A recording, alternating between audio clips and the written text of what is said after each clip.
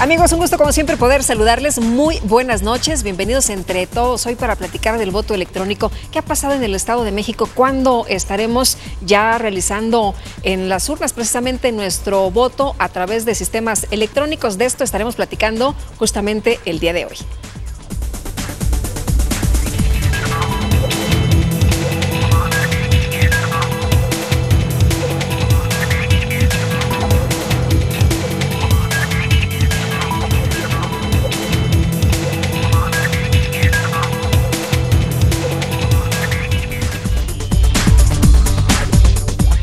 Y en esta ocasión nos acompaña aquí en el estudio la consejera del IEM, Palmira Tapia, a quien le doy la bienvenida. ¿Cómo estás? Qué gusto tenerte una vez más por acá. Gracias, Lupita. Estoy muy bien y con mucho agrado de acompañarte. Oye, además de un tema que vamos a platicar, que seguramente nuestros amigos del auditorio ya se lo han planteado. Hemos evolucionado mucho en esto de las redes sociales, en los temas electrónicos, en cuestiones incluso de encuestas que contestamos a través de estos medios. Pero ¿qué pasa con el voto electrónico en México y en especial en el Estado de México? Sí, así es. La tecnología ha llegado a todos los campos de nuestra vida. En estos últimos años es más marcado el uso de redes sociales, celulares inteligentes, la tecnología al alcance de la mano y sobre todo en las generaciones más jóvenes que parecen muy familiarizadas con este tipo de mecanismos de comunicación. Ahora, a muchas personas no es la primera vez que hablamos de esto, tenemos años hablando del voto electrónico, de las urnas electrónicas. De hecho, ha habido prototipos, se han utilizado en algunos estados de la República hace muchos años, también en el Distrito Federal. Pero, ¿qué ha ocurrido? ¿Por qué no se ha instrumentado? Hay todavía aquella desconfianza de que, ¿y qué tal que el sistema no funciona? ¿Y qué tal que no respetan mi voto? ¿Y qué tal que se lo dan a otro? Sí, el tema no es nuevo. La discusión sobre el uso del voto electrónico en nuestras elecciones no es un tema nuevo. Como bien lo dices, ha habido diversas pruebas pilotos en algunos estados de la República y en el Distrito Federal específicamente ha habido ejercicios ya vinculantes. Esto es que la votación que se registra electrónicamente tiene un resultado real, digamos, para la elección. El tema no es nuevo. En el Estado de México ha habido esta discusión años pasados. Sin embargo, como bien también lo refieres, no hemos podido concretar un proyecto tanto en el Estado de México como a nivel nacional. Seguimos esperando, digamos, ciertas condiciones para poder dar un paso adelante a cómo introducimos el tema de la tecnología en las elecciones, ¿no? Y no es porque la tecnología no esté presente, se incorpora en distintas etapas del proceso electoral, pero quizá para aclarar un poco la discusión, me gustaría comentar un poco qué es el voto electrónico, ¿no? En términos muy generales, se entiende como la emisión del voto o el conteo del voto a través de mecanismos electrónicos como pueden ser la urna electrónica o internet, ¿no? Que viajen, digamos, los datos de la votación a un servidor central y se haga el cómputo de manera electrónica. Ahora, en estas pruebas, ¿cómo han salido las cosas? ¿La gente sí está satisfecha? ¿Es un método sencillo para votar?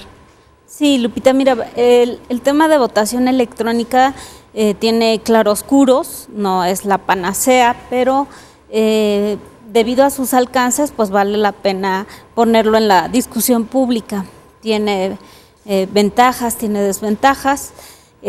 Y sobre ello pues nos dice la experiencia tanto a nivel nacional en estos casos muy particulares donde se ha hecho uso de esta votación electrónica como a nivel internacional, donde en algunos países es ya habitual, es un ejercicio habitual cuando hay elecciones, el uso de la votación electrónica.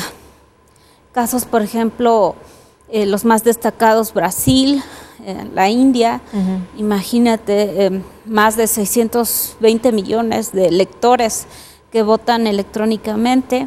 Es muchísimo. Sí, y por ejemplo... Ahí sería interminable, ¿no? El conteo manual a lo mejor. Tocas un punto importante, exactamente, porque debido al número tan alto de lectores, imagínate el tiempo que tardaban o que tardaría hacerlo quizá con el modelo mexicano, con los funcionarios de casilla.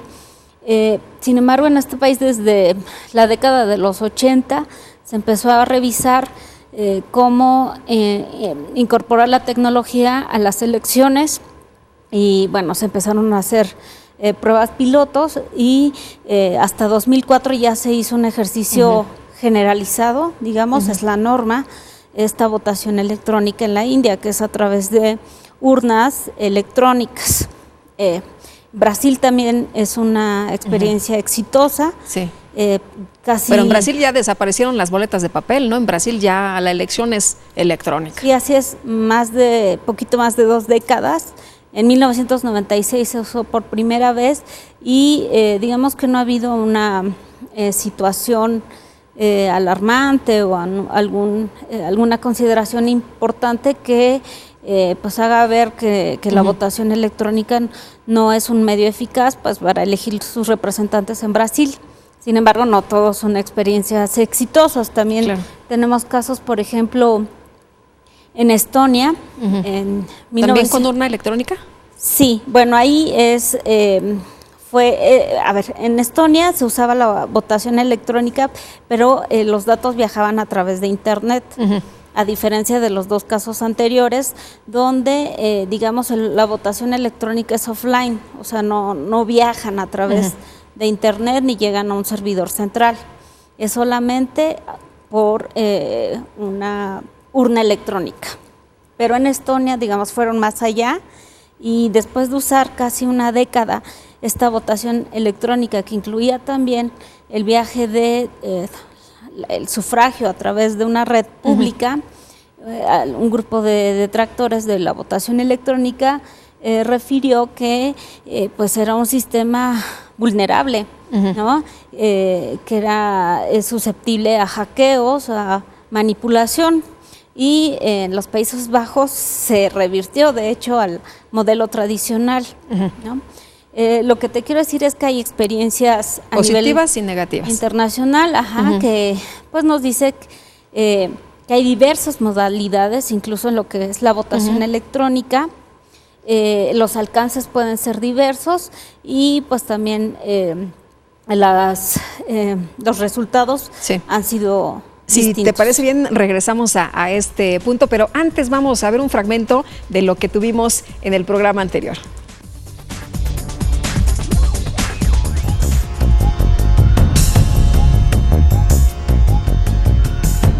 En nuestro programa anterior platicamos con Pedro Zamudio, consejero presidente del Instituto Electoral del Estado de México, sobre la agenda del IEM y las reflexiones sobre el pasado proceso electoral. Estrictamente, Lupita, el proceso electoral en el Estado de México aún continúa.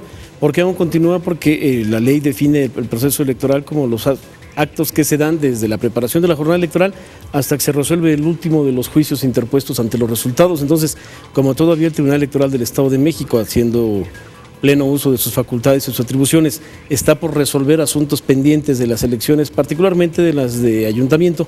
¿Por qué señalo las de ayuntamiento? Porque finalmente para las elecciones de diputados el Tribunal Electoral ya tomó sus determinaciones y esa parte, digamos, está para efectos prácticos del proceso terminada, al menos en el ámbito del Tribunal Electoral del Estado de México. Tenemos necesidad de revisar incluso la estructura interna del instituto. Hay áreas que por su naturaleza o por la nueva condición de la ley al respecto pudieran no tener las mismas atribuciones que han tenido durante los últimos años, ¿no?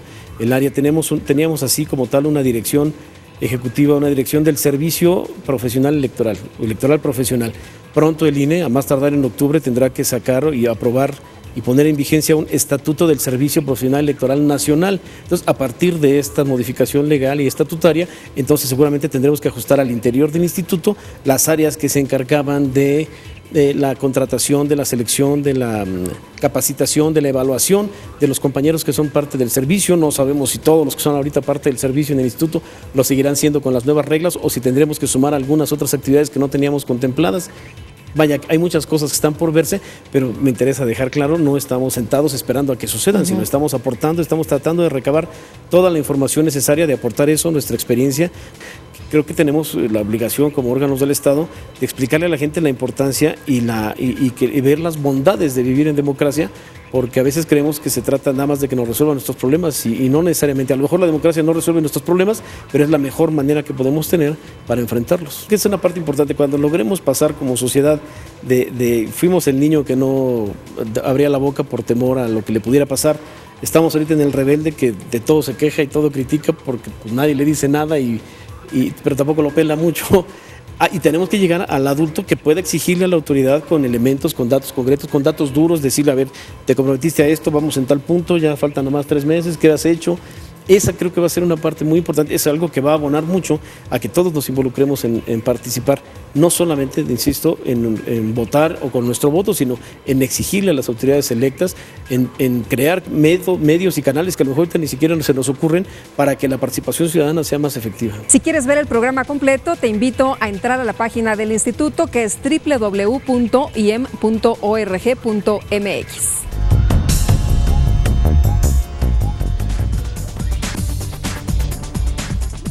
Y les invito a ver también un resumen de las actividades importantes del Instituto Electoral del Estado de México.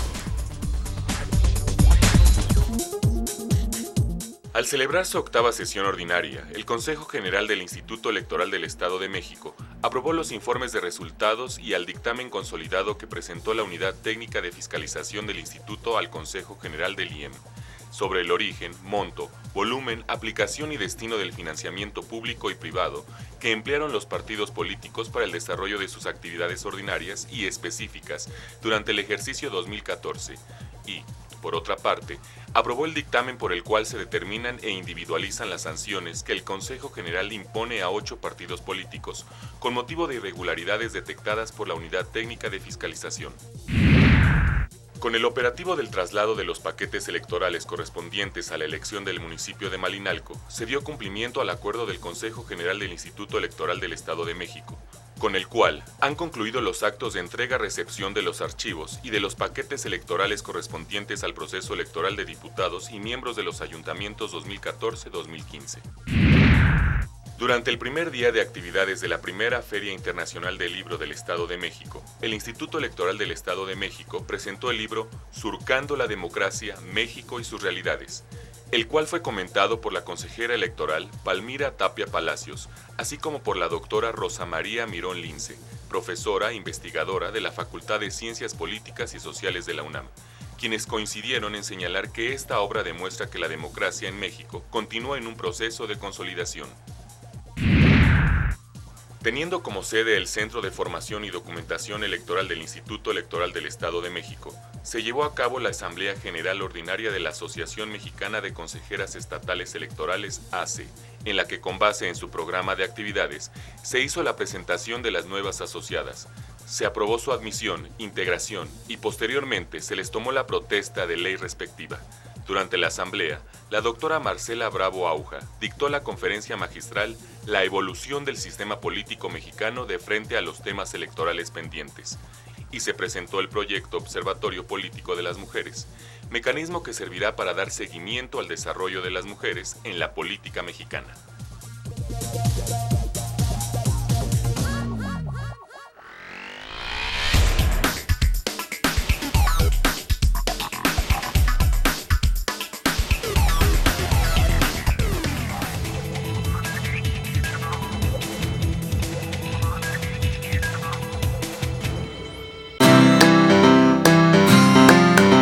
A ti que te tomaste el tiempo. A ti que participaste. A ti que nos diste tu confianza. A ti que te informaste para ejercer tu derecho. A ti que decidiste para hacer del 7 de junio un día especial. Y te diste un tiempo para el futuro de nuestro estado. A ti que votaste.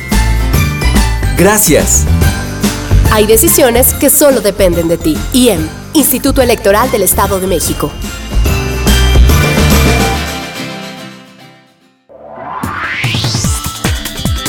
Detrás de tu voto hay buenas noticias. Un programa del Instituto Electoral del Estado de México. Síguenos a través de www.ieem.org.mx y por Uniradio 99.7 FM. Todos los miércoles a las 13 horas. IEM, Instituto Electoral del Estado de México.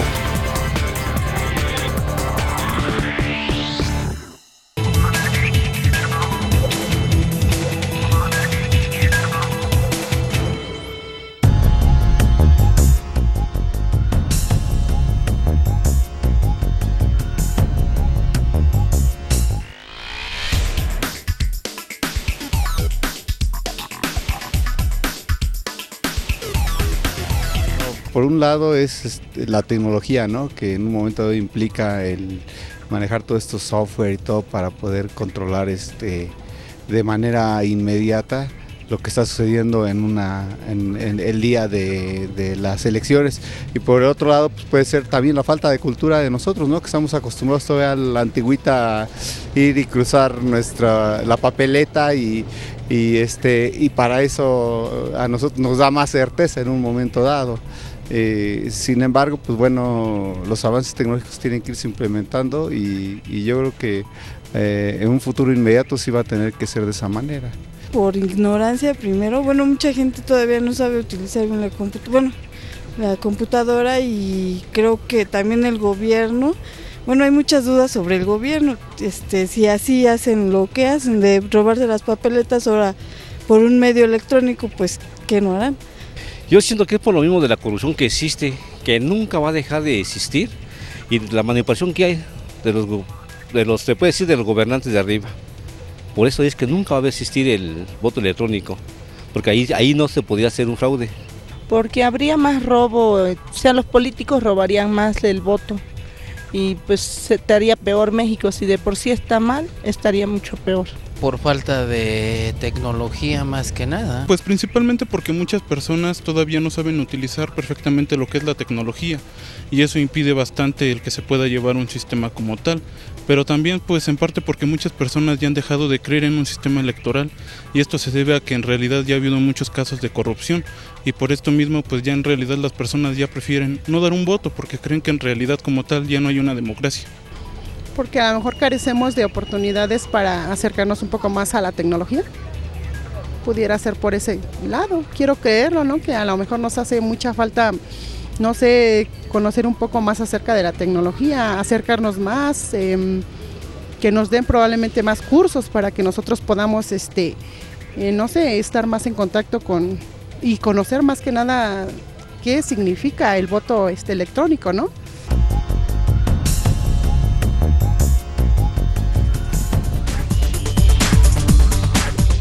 Amigos, estamos de regreso. Muchas gracias a ustedes que continúan con nosotros aquí esta noche. Y dos asuntos importantes de lo que escuchamos de quienes participaban hace unos momentos en este sondeo. Uno de ellos es la desconfianza. Consejera, seguimos hablando de estos temas de desconfianza en este país, donde tenemos en la actual boleta un montón de candados porque nos da miedo que alguien haga chanchullo.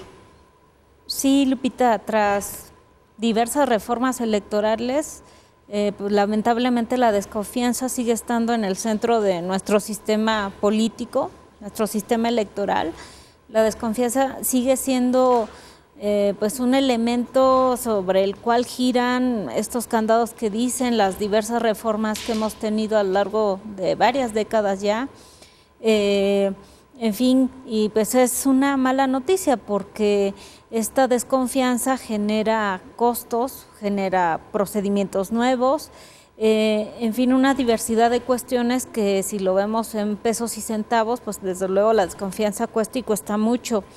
Pero también en otros países del mundo que donde no hay este elemento rector, ¿no?, en su vida pública, pues es mucho más sencillo hacer elecciones porque hay este voto de confianza de los ciudadanos para ejercer su voluntad el día de la elección sin necesidad de que tenga una credencial para votar, ¿no? Pueden identificarse con cualquier otro medio o bien no hay todo este elemento de que hay una mesa directiva de casilla con todos los vecinos, sí, que sean los que van he visto a recoger votaciones y contar el en las que hay acaso 2 personas y no hay nadie que esté observando, no hay este despliegue de los partidos políticos ahí, de su gente checando, revisando. No, la gente llega tranquila, muestra su identificación, que no es igual que la de nosotros específicamente para el día de las elecciones.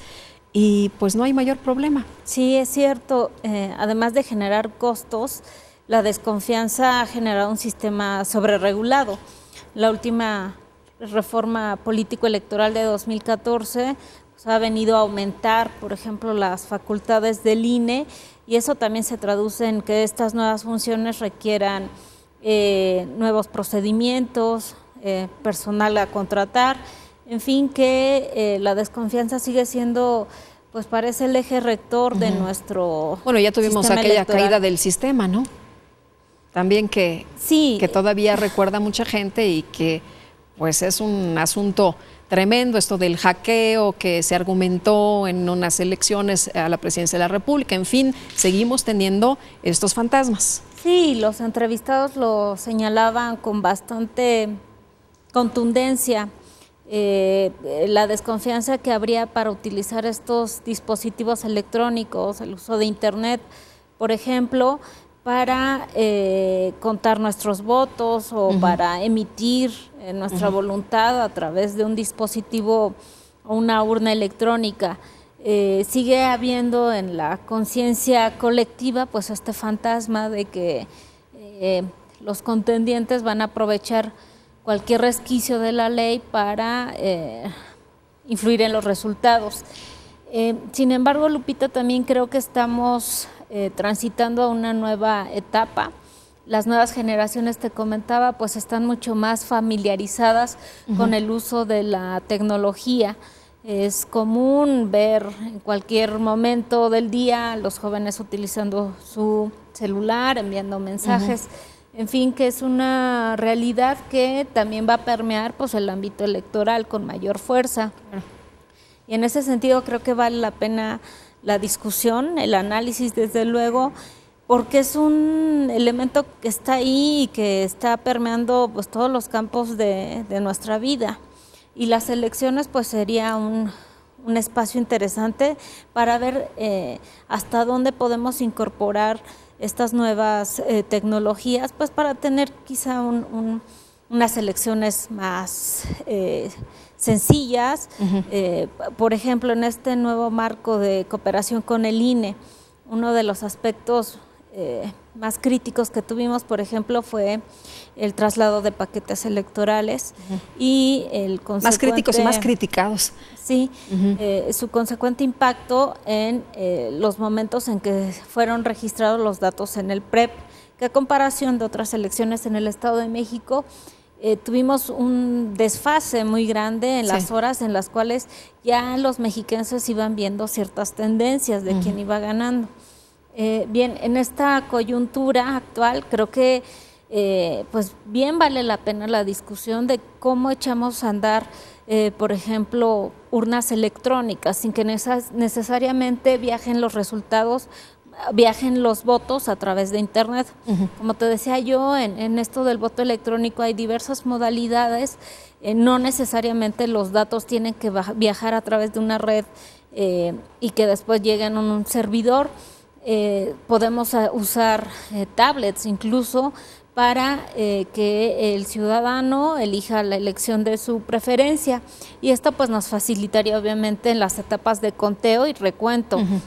Eso se traduciría en un elemento de rapidez, que en esto de las elecciones en México, tú sabes, es un aspecto primordial. Pues sí, porque depende si es rápido o no, la gente empieza a señalar también que hay alguna trampa, ¿no? Si se tarda mucho, la gente empieza a creer que se están haciendo mal las cosas, que alguien está metiendo mano. Sí, ya experimentamos que el elemento de incertidumbre en una elección, pues es una muy mala... un pésimo escenario en este país, y en ese sentido me parece que la tecnología nos brinda un espacio, al menos de una ventana de oportunidad, que me parece tenemos que aprovechar. Hay diversas formas en que podemos incorporar el voto electrónico. Una podría ser la emisión del voto a través de urnas electrónicas. Y me parece que esta discusión estuvo presente, por ejemplo, para aprobar la reforma electoral de 2014 con esto del voto de los mexiquenses, de los mexicanos residentes en el extranjero, sí. el voto de los connacionales, que abre esta posibilidad de que sea un modelo, digamos, mixto. Como tú sabes, el voto de los mexicanos en el extranjero apenas se legisló en 2005, llevamos 2 ejercicios a nivel nacional, la elección presidencial de 2006 y la de 2012, en la que los mexicanos que viven fuera del país pudieron votar por presidente de la República. Pues bien, en el nuevo marco legal se abre la posibilidad para que los mexicanos que están fuera del país puedan votar, además de la vía postal, también por internet. Y esto creo que los legisladores han considerado un elemento de accesibilidad. ¿Qué quiero decir con eso? Que sea más sencillo para, claro, para los mexicanos que viven fuera emitir su voto. Claro. ¿No? Bueno, antes incluso si querían una credencial de elector tenían que venir a su lugar de origen, ¿no? A sacar esta credencial. Las cosas han cambiado, ya no es necesario. En el caso también del voto, pues podrían transformarse. Sí, ese es un tema que va a venir, que es la credencialización en el extranjero. Con esta reforma también se abre esa posibilidad, no se ha materializado. El INE seguramente iniciará los trabajos para pues ya ejecutar esto que es por ley, y también en nuestra Constitución fue una disposición que se modificó, que será muy interesante ver también cómo los connacionales pues solicitan su credencial para votar desde en los consulados y embajadas. Claro. Y es un tema que, bueno, está por venir. También en esto que es la votación de los connacionales, ya tuvimos 2 ejercicios previos, el del Distrito Federal y Chiapas, que en 2012 hicieron uso del Internet para hacer posible la votación desde el extranjero. En el caso del Distrito Federal, en un proyecto llamado Voto Chilango, Voto Chilango, que tuvo mucho éxito, lo recordarás, ¿no? Sí. Los ciudadanos podían votar por jefe de gobierno a través de internet, además de la vía postal. Al final, cerca de un 70% eligió la vía de internet para sufragar. Es que es más fácil, ¿no? Es más sencillo. Es más sencillo. Lo puedes hacer desde tu casa en ¿cuánto? Sí. 1 minuto, 2 minutos. Y ahí viene el tema de accesibilidad que te mencionaba yo, y que me parece que fue el punto o el aspecto que consideraron los legisladores para abrir esta posibilidad de la votación electrónica en el caso de la votación de los mexicanos residentes en el extranjero. Muy bien, y hay otro punto pendiente de lo que decían nuestros amigos del auditorio, además de este tema de la desconfianza, de lo que ya nos platicabas, este asunto de que la gente tiene miedo porque dicen, bueno, en muchas comunidades la gente no está capacitada, en muchas comunidades no hay acceso tan fácil a estos medios electrónicos, pero si te parece bien, de regreso comentamos este asunto. Vamos a una pausa, regresamos de inmediato.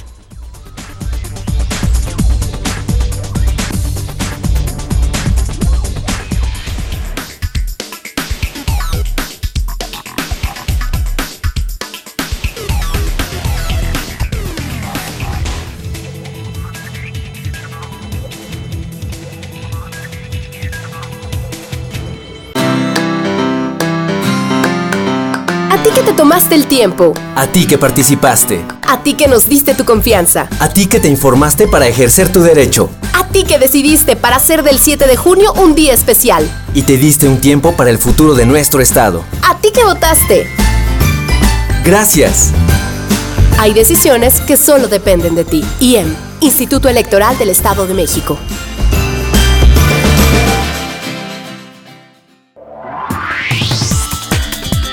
Detrás de tu voto hay buenas noticias. Un programa del Instituto Electoral del Estado de México.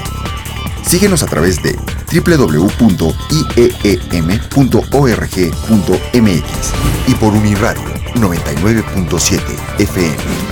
Todos los miércoles a las 13 horas. IEM, Instituto Electoral del Estado de México.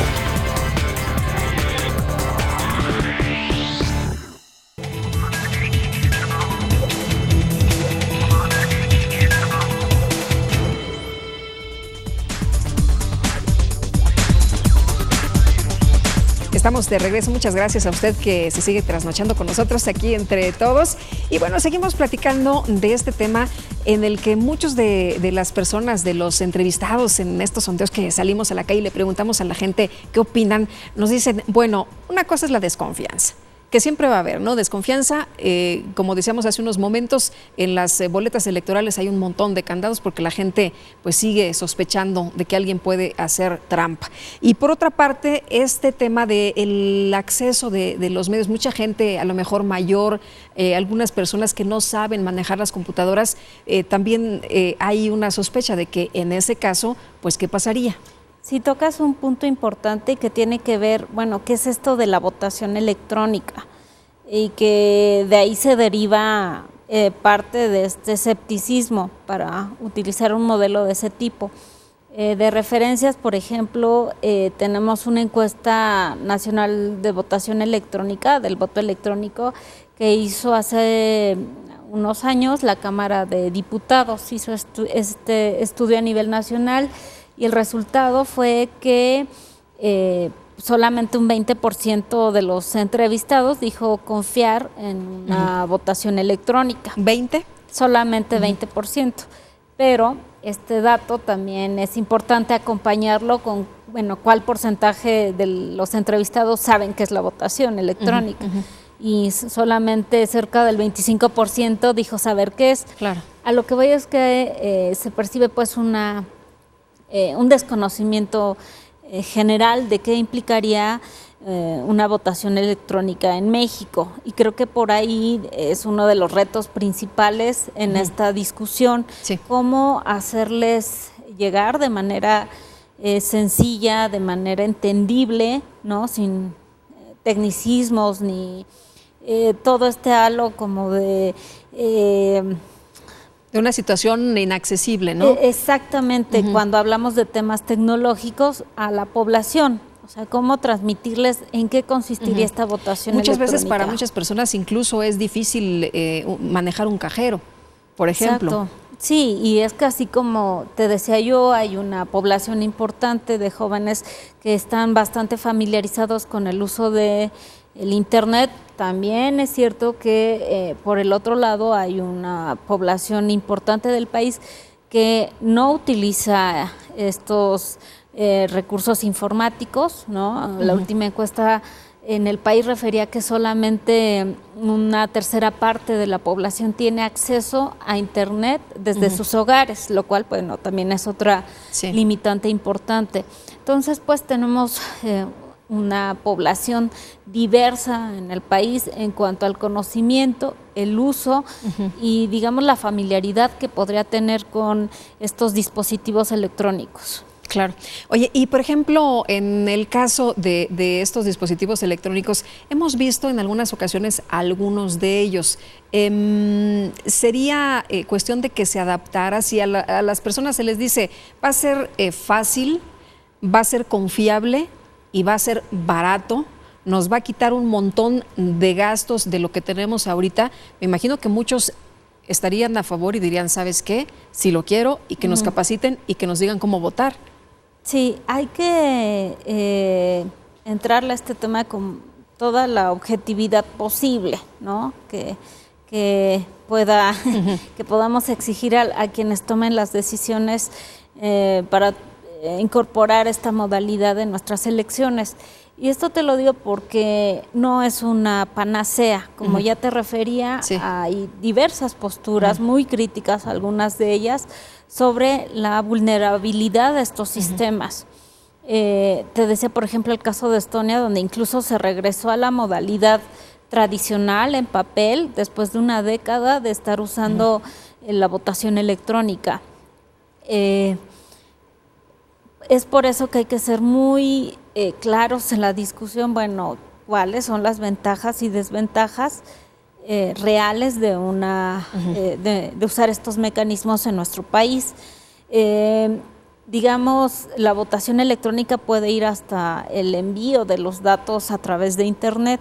Sin embargo, en una postura un poco más conservadora, podríamos utilizarlo solamente a manera de urnas electrónicas. O sea, esto puede ser hasta una tablet que no tenga acceso a Internet, pero que de manera muy gráfica pues se despliegue toda la información que aparecen en las boletas electorales. Sí. Ya en su momento, en un programa anterior que tuve el gusto de estar aquí, te explicaba algunos elementos o la información que tienen las actas para la elección mexiquense, y son demasiados los datos que se tienen en cuanto el número de candidatos. Por ejemplo, para la elección de ayuntamientos se debe incorporar la información de la planilla. En fin, todo ello resulta en un acta sobrecargada de información, que esto también tiene su impacto, por ejemplo, en el momento de cómputos, ¿no? Que como sea, es personas quienes cuentan la votación y es susceptible del error humano, cosa que podría disminuir utilizando mecanismos electrónicos. Ahora, ¿tú estás a favor, en el instituto están a favor o se está discutiendo esto de qué tan viable por una parte y qué tan positivo sería? Mira, el Código Electoral del Estado de México nos da esa posibilidad de que como Consejo General aprobemos, en su caso, la aplicación de esta votación electrónica para la emisión y conteo de la votación. Digamos que legalmente ahí pues, la ruta está ahí, está abierta, pero desde luego se requiere la discusión, el consenso, no solo con los consejeros, sino desde luego con los representantes de partido.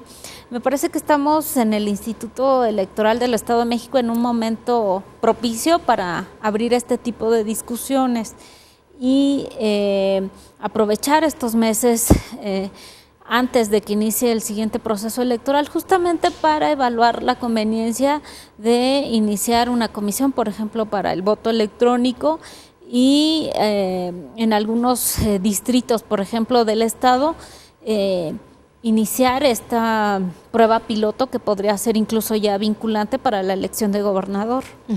Nos decías que en Coahuila, por ejemplo, también se han hecho esfuerzos, en algunos otros estados del país se han hecho esfuerzos, aunque no han sido vinculantes en algunos casos, en otros sí. ¿Y qué tanto éxito han tenido?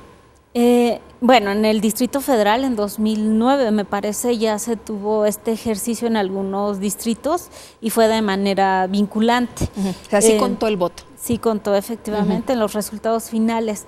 En el Estado de México también hay que decirlo, se han hecho pruebas, pero no han contado para los resultados finales.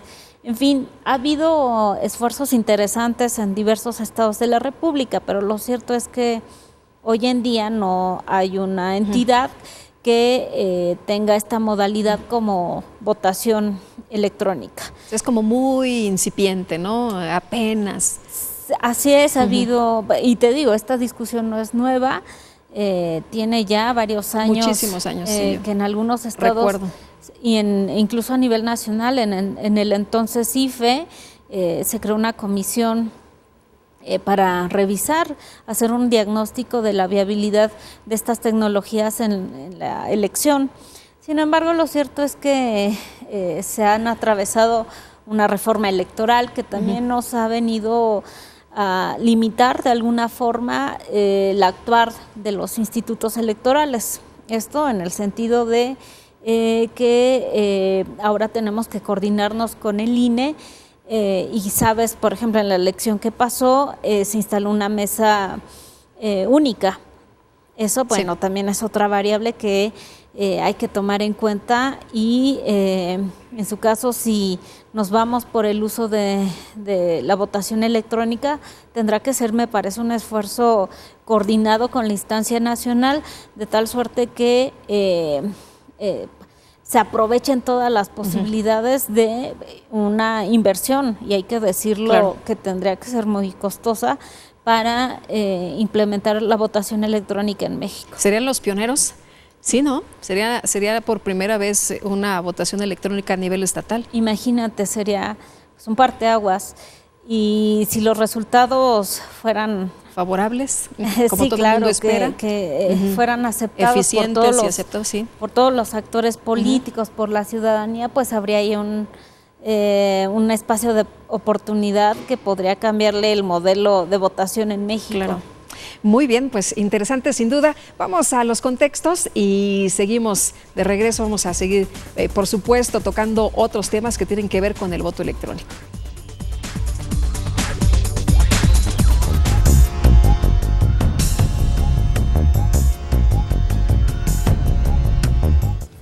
Bueno, pues estamos aquí en la explanada de la Biblioteca Central de la Universidad Autónoma del Estado de México y tengo a bien presentarles a ustedes una obra reciente que deriva de una investigación que hemos desarrollado varios profesores de la Facultad de Ciencias Políticas y Sociales, que se denomina, precisamente aquí lo traigo para mostrarlo, Perspectivas del Gobierno Electrónico Local en México, cuyos coordinadores son los profesores Leticia Contreras, el profesor Leobardo Reyes, su servidor.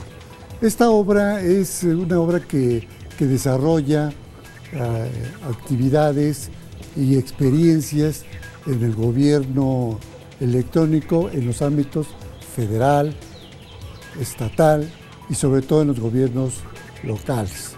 Nosotros pensamos que el gobierno electrónico en México es un buen instrumento para acercar al ciudadano con sus gobiernos. Sin embargo, vale la pena señalar que nosotros en nuestro país hemos avanzado de manera importante, pero no estaríamos tan avanzados como otros países, inclusive de América Latina, y por supuesto si nos comparamos con países de Europa. Por otro lado, también tenemos que decir que hay tres elementos que yo destacaría de una manera muy importante de esta obra. Se trata de tres cuestiones que yo señalaría. Una, la cuestión que sí se ha avanzado, pero no a la velocidad que se quisiera y que otros países sí lo han hecho. Dos, que tenemos una realidad de los gobiernos de forma muy heterogénea y eso hace que finalmente la realidad del acceso y de la oportunidad de tener y brindarle a la ciudadanía el gobierno electrónico no se hace tan fácilmente. Todavía hay muchos gobiernos, sobre todo locales, que no tienen esa posibilidad.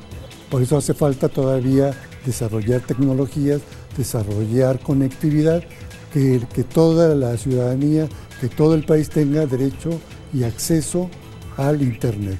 Bueno, finalmente esta obra creo que da cuenta de todo ello y pues nosotros los invitaríamos al público a que pueda leer esta obra y estaríamos a su disposición para cualquier comentario que puedan hacer de la obra.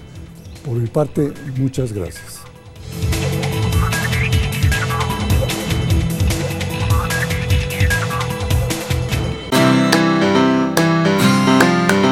A ti que te tomaste el tiempo. A ti que participaste. A ti que nos diste tu confianza. A ti que te informaste para ejercer tu derecho. A ti que decidiste para hacer del 7 de junio un día especial. Y te diste un tiempo para el futuro de nuestro estado. A ti que votaste. Gracias. Hay decisiones que solo dependen de ti. IEM, Instituto Electoral del Estado de México.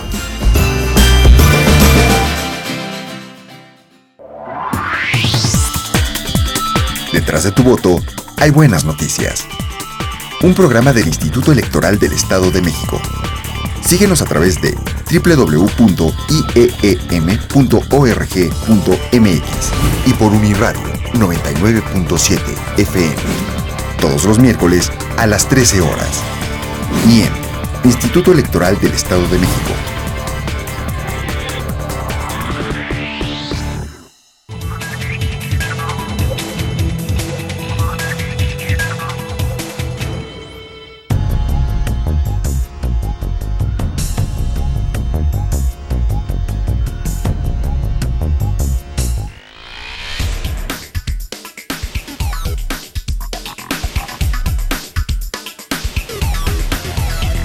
Es más inseguro porque de por sí el voto normal lo cambian. Ahora el voto electrónico lo pueden cambiar o hackearlo. Simplemente es más inseguro que el que está ahorita. Por la corrupción que hay. Yo digo que por si así ahorita como hacemos el voto con huella y que hay que en el libro buscar y todo eso, hay problemas, hay consecuencias. Imagínense con un voto electrónico, hay más tranzas, se podrá decir. Porque la mayoría de la gente en los pueblos tiene muy poco acceso a la tecnología y a veces no conoce esta información para poder llevarlo a cabo. Pues puede ser porque algunas personas aún no saben ocupar lo que es el internet, la computadora. Pues es que es más inseguridad, ¿no? Porque si tú das tu voto, ellos lo pueden cambiar a otro a favor de ellos. Pienso que en México aún no se ha implementado el voto electrónico, ya que en nuestro país todavía no estamos preparados para tener este sistema, ya que la corrupción que está en México es abundante, entonces se puede manipular el sistema. Es por eso que la población aún no está preparada en México para este tipo de sistemas, que sería muy oportuno para que cada persona fuera a votar y pusiera su huella.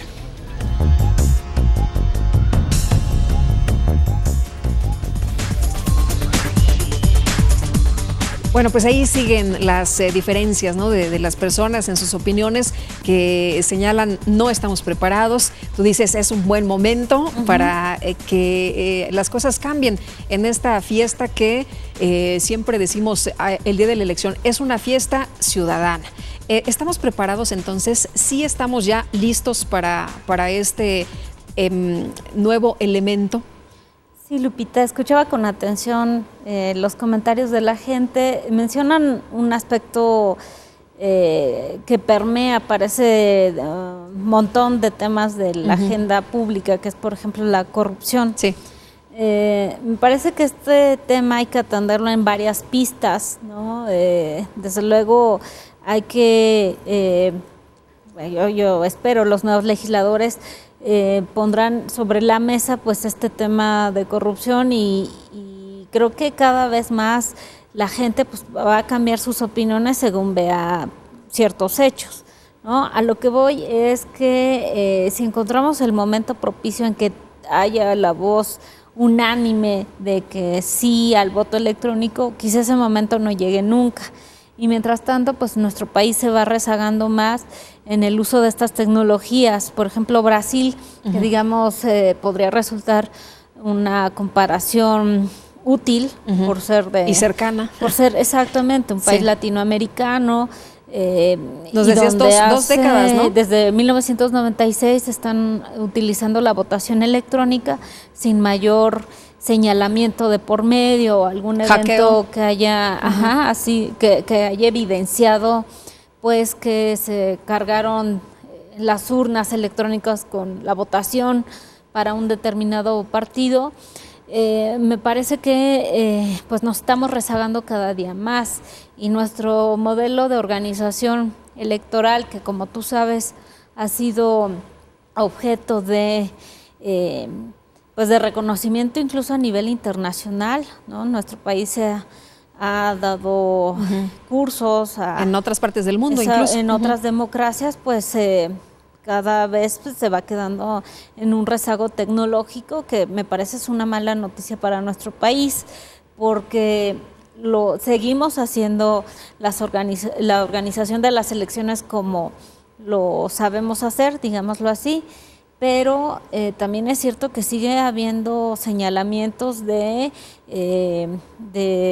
chanchullo, de fraude, cuando esto más bien corresponde a ciertas percepciones que no están sustentadas en la realidad muchas veces. Y me parece que este tema de votación electrónica pues también es muy susceptible de opinión sin tener un diagnóstico objetivo de pues qué tanto es cierto todo lo que se dice. Oye, se habla de la gran fiesta de la democracia donde muchos ciudadanos participan, donde ya después los institutos electorales dejan todo en manos de la gente. ¿Esto cambiaría?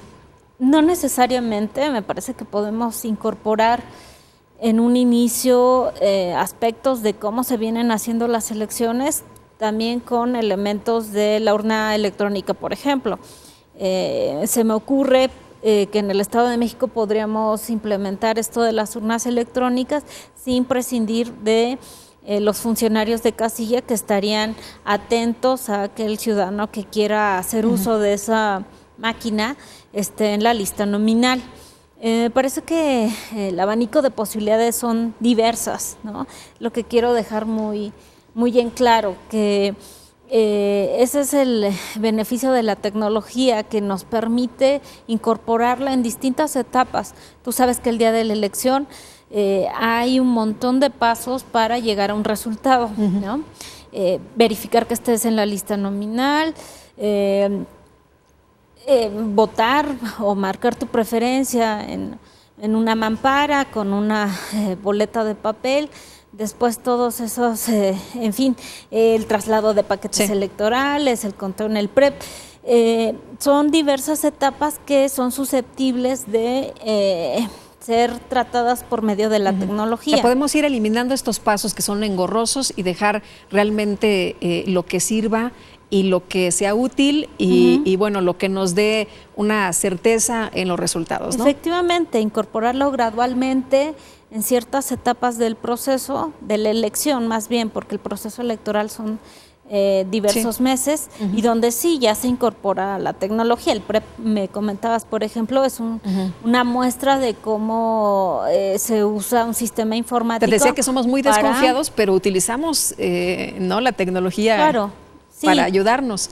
Y el PREP, bueno, no es nada nuevo, ya tenemos varias elecciones utilizándolo y pues ha sido un elemento, por ejemplo, donde se ha incorporado esta parte de la tecnología.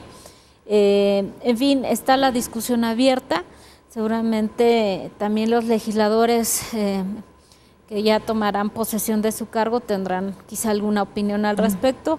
Y en el interior del Consejo General será interesante, desde luego, escuchar pues las posturas de los representantes y de los consejeros. Muy bien, pues consejera, muchas gracias por haber estado con nosotros una vez más. Muchas gracias a ti y a tu auditorio. Y muchas gracias también a usted por habernos acompañado. En nombre de todos mis compañeros de TV Mexiquense, de Entre Todos, le doy las gracias, le deseo que tenga muy buena noche, que la pase usted muy bien.